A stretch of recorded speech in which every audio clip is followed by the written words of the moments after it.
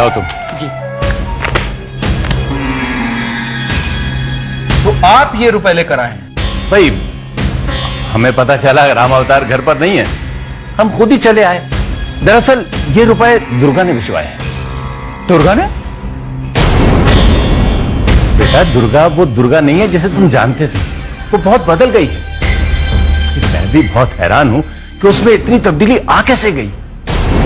वो खुदगर्ज थी, घमंडी थी, लेकिन अब उसे इस बात का एहसास हो गया है कि इंसान का सबसे बड़ा दुश्मन अहंकार है। अब वो दूसरों के लिए जीना चाहती है। बेटा बकवास है ये सब। ये पैसे ले जाइए आप यहां से।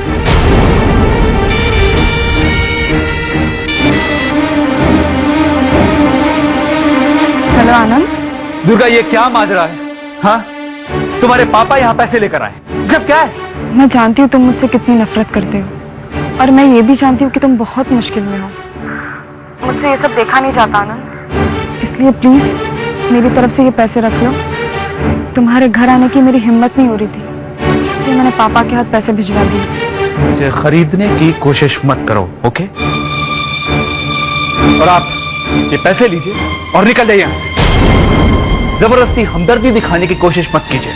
देखो बेटा, हमारे खानदानों के बीच जो कुछ भी हुआ हम उसे भूल जाना चाहते हैं। हम रिश्तों को नए सिरे से जीना चाहते हैं। बेटा मुझे तो दुर्गा की इसमें कोई नई चाल दिखाई देती है। बेटा मैंने तुम्हें पहले ही कहा था, दुर्गा बहुत बदल गई है। क्या इंसान को बदलने का मौका नहीं देना चाहिए? भाभी जी आप भी समझाइए ना इसको। देखिए, इनके पिताजी को पता चलेगा तो बहुत बुरा मान जाएंगे। लेकिन हम किसी को नहीं बताएंगे। हमारे घर में कोई किसी से बात छिपाता नहीं है, और आप अब यहां से निकल जाइए। आपको याद है भाभी जी, किसी जमाने में हम दोनों खानदान कितने करीब थे। आपने मुझे राखी बांधी थी और अपना भाई कहा था। भाभी जी, एक भाई अपनी बहन को मुसीबत में नहीं देख सकता। उसी रिश्ते की खातिर मैं आपसे कहता हूं कि आप ये रख लीजिए, मना मत कीजिए बहन जी। भी अगर आपको लगे कि नहीं रखनी चाहिए तो कल सुबह लौटा दीजिए, मैं वापस ले लूंगा प्लीज।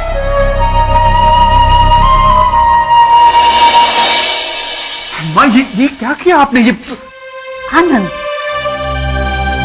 तेरे पापा तो कहते थे इनका खानदान बहुत चालबाज और धोखेबाज है, लेकिन मुझे तो ये लोग बहुत ही भले लगे।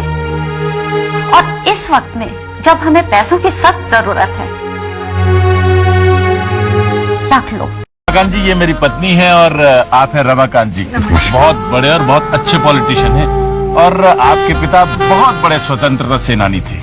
आप खड़ी क्यों? बैठिए बैठिए, आइए बैठिए। और सुनाइए क्या चल रहा है आजकल? बस ठीक ही चल रहा है, बिजनेस तो ठीक ठाक चल रहा है, प्रॉपर्टी के दाम बढ़ रहे हैं। लेकिन रमाकांत जी एक बहुत बड़ा सौदा हमारे हाथ से निकल गया आपके कारण। मेरे कारण? वो कैसे भाई?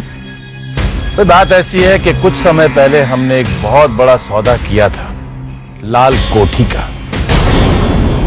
लाल कोठी? ओह, माफ कीजिएगा, मैं इस बारे में आपकी कोई मदद नहीं कर पाऊंगा। क्या है कि मेरे पिताजी ने अंग्रेजों के खिलाफ स्वतंत्रता संग्राम की लड़ाई वहां से शुरू की थी, और उस कोठी को लेकर वो बहुत टची है। भाई उनकी बहुत सारी यादें उससे जुड़ी हुई है ना, इसलिए भाई मेरे पिताजी लाल कोठी की बहुत सारी कहानियां सुनाते रहते हैं कि किस तरह उस जमाने में रुक्मणी देवी ने मर्दों के साथ कंधे से कंधा मिलाकर स्वतंत्रता संग्राम की लड़ाई लड़ी थी, और उस वक्त के लोग उन पर जान न्यौछावर करते थे। अरे उनके एक इशारे पर गरीब से गरीब आदमी ने अपना तन मन धन सब कुछ दे डाला था ताकि स्वतंत्रता संग्राम सेनानियों की काम आ सके। उस वक्त उनके एक इशारे पर करोड़ों रुपए इकट्ठे हो गए थे साहब। आज के जमाने के हिसाब से देखा जाए तो अरबों रुपए। इतने पैसे? इतने पैसों का हुआ क्या? सच पूछिए तो कुछ पता नहीं। रुक्मणी देवी की अचानक मौत हो गई और वो सारा का सारा पैसा गायब हो गया। अच्छा, पिताजी ये कहते हैं कि उस पूरे पैसे को कहीं छुपा के रखा गया, लेकिन अब उस बारे में बताने के लिए उस जमाने के लोगों में से कोई भी जिंदा नहीं है। हो सकता है वो पैसा आज भी लाल कोठी में हो। हो सकता है कि लालकोठी में ना हो। ये भी तो हो सकता है कि वो पैसा समर सिन्हा को मिल गया हो। और ये भी हो सकता है कि समर सिन्हा को इस बारे में कुछ पता ही ना हो।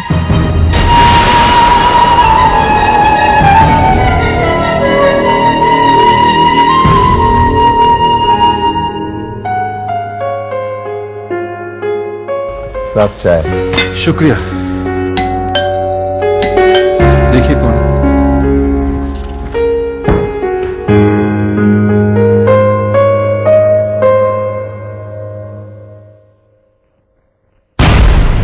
मिस्टर समर सिन्हा घर पर है? जी हाँ है।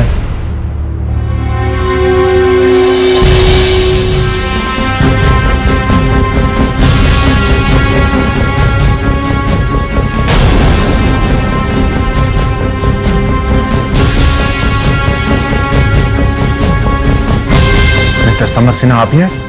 जी हाँ मैं ही हूं। You are under arrest.